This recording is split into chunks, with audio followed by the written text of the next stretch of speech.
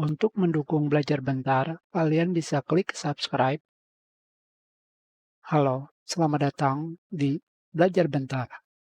Sekarang kita akan belajar mengenai virtualization sudah diaktifkan di BIOS, tetapi di aplikasi emulator Android masih tidak aktif. Jika kalian pergi ke Task Manager, proses, CPU, di bagian bawah terdapat keterangan Virtualization Enable.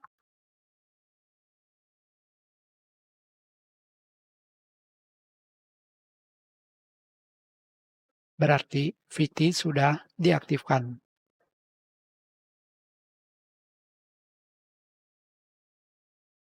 Jadi, bagaimana jika ternyata di aplikasi emulator Android tetap belum aktif?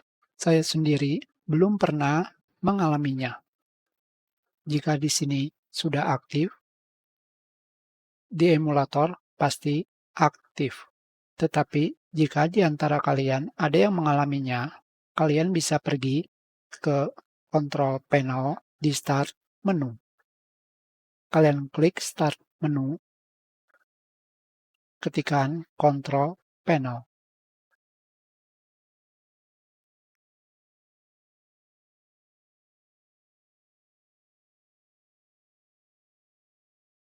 Selanjutnya, jika tampilannya tidak seperti ini, kalian pergi ke View By dan kalian ganti ke Small atau Large Icons.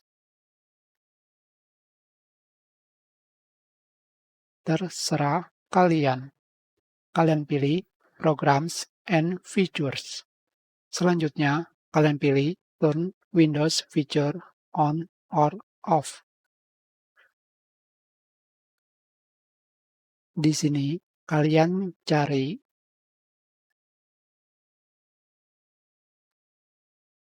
Virtual Machine Platform.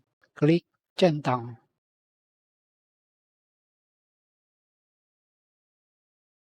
Selanjutnya, pilih OK.